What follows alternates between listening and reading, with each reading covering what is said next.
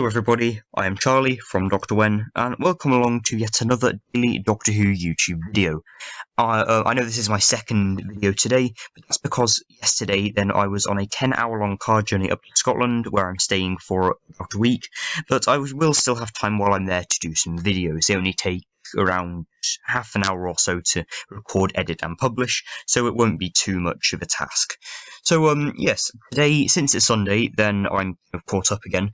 I will be reviewing the third Doctor story, The Time Warrior.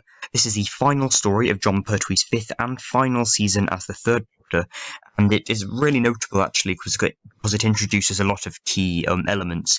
It sort of moves the show into a new era with the late Pertwee era and early Tom Baker era.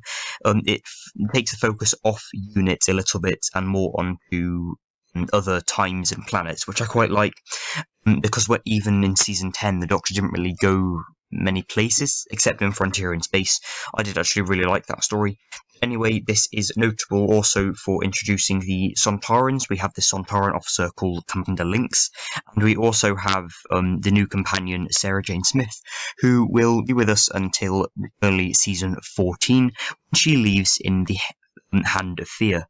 So yes, I'm just going to talk about my general opinions on the story, different sort of sides of it, subplots, the Sontaran, things like that. And feel free to share your opinions with me in the comments if you just want to let me know if you like, or maybe you like the story. Lots of people do really like it though. I think it's quite popular. This was the very first Classic Who story I ever watched. I was just scrolling through Amazon and I found this, and I thought, tell you what, why not? I've never seen any Classic Who before, and honestly, I didn't really like it the first time. I just thought it was a bit boring and slow-paced. Now I appreciate Classic Who a lot more, so I think, yeah, I think that's better now. Yeah, I honestly really enjoyed it this time around. I really liked all of it, the plot, the villains, the companions, the characters, everything. It's really good. I can imagine it's the best in Season 11. I've not seen any other stories in Season 11. I only have 6 Classic Who DVDs.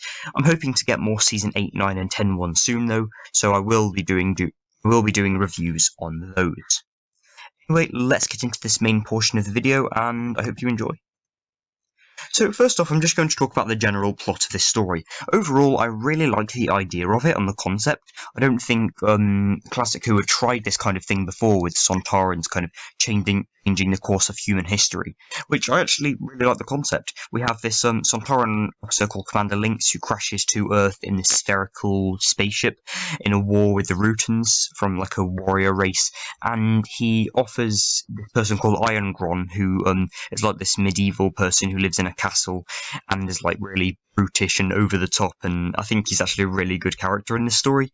And he basically offers him really high-tech weapons so he can fight against these other people who the Doctor eventually allies with, in exchange for his castle, where he can kidnap modern-day scientists from the 1970s and use them to repair his ship. I really like the idea because he doesn't have any malicious intentions. Like the Daleks and the Cybermen, he's not wanting to, convert everyone into them or take over the world or the universe. He just wants to repair his ship and get back to the war he's fighting in, which is what I really like. But we get the struggle when the Doctor tries to help him, and the Sontaran doesn't really like him, and that's where the fun kind of starts, and the Sontaran does start getting pretty mean. So yeah, I actually really like this story. I think it's got a really nice plot. We have that whole concept of the Sontaran trying to, rewrite history by giving Irongron all these high-tech weapons. Like, the Doctor says, I'm pretty sure, if you give him guns in the 13th century, then they'll have nuclear weapons by the 17th. And I thought that was really good because the 12th Doctor actually mentions it in Doctor Falls. The Sontarans changing the course of human history, and so does the 4th Doctor. So I actually really like how it's called back to a lot. It's obviously a very memorable episode within Doctor Who itself, which I quite like. And yeah, I think the companion Sarah Jane is really good. I think I'll talk more about her later. I think she doesn't play the biggest parts in this episode. I think her absolute peak is with Harry Sullivan and the 4th Doctor in season 12. Like I said, I'll get onto that later. And yeah, we also have this subplot of, not exactly a subplot, it's more of an other plot of in episode 3, when there's this invasion of the castle that the Doctor has allied with those other people, you know, like the neighbouring kingdom or whatever, and the Doctor's throwing these smoke grenades down and using Venusian Aikido. Thought this was the absolute pinnacle of the Third Doctor's kind of what he's known for, Venusian Aikido, gadgets, not necessarily cars. Still, this is very Third Doctor-ish, and I really like it. I think this is honestly a brilliant story, and it gives the Third Doctor some really good room to shine. So yeah, he's my favourite classic Doctor, and I'm really glad he got lots of time in this episode to kind of do what he does best. In terms of the villain, like I said, we have Sontaran Officer Commander Lynx, and overall he's a really good villain. Like I said, he doesn't have any malicious intentions until he meets the Doctor, who tries to stop his plan of escaping Earth and giving everyone those weapons. He's just trying to get back to the war he's fighting in, which is what I really like. In terms of the special effects of him, you know, the kind of creature design, I think it's really good. I actually prefer their silver armour in this and the Sontaran experiment to any of the blue armour from New Who. I think that doesn't really make them look very menacing at all. I prefer the silver armour, definitely.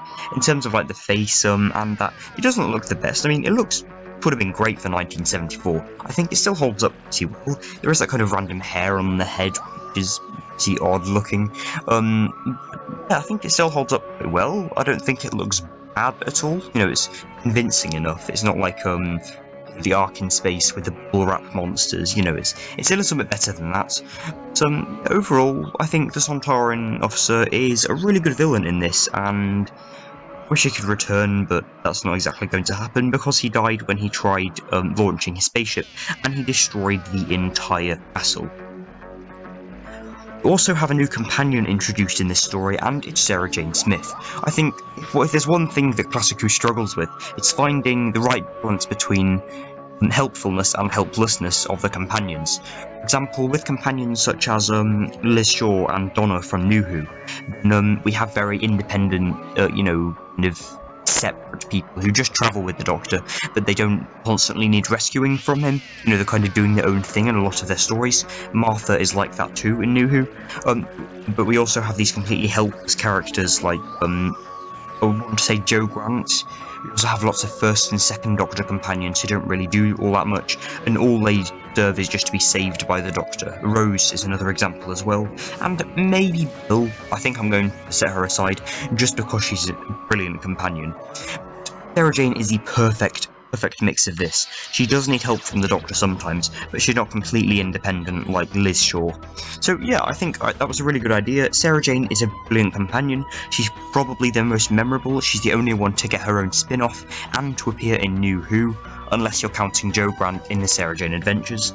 But yeah, I think she's a really good companion, and she didn't exactly shine in this story. She doesn't have that much screen time, and she doesn't really do that much.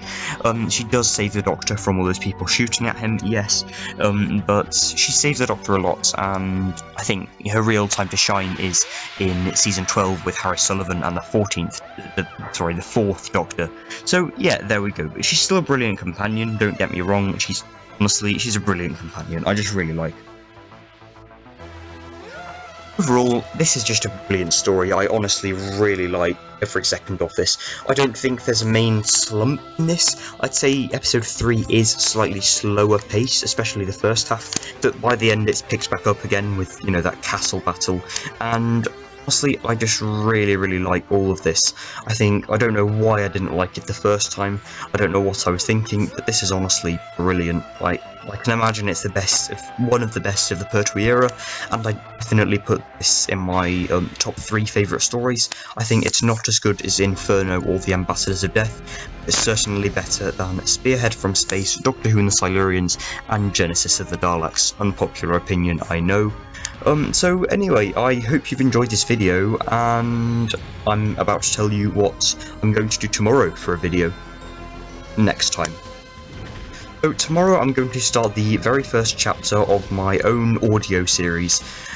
which has one story for each of the Doctors. The first Doctor, Ian and Barbara story, Count Your Shadows, will feature the Vashta Nerada and will be 6 chapters, each one airing on either a Monday or a Friday. I hope you enjoy it, and I'm doing chapter 1 tomorrow, so see you then, and bye.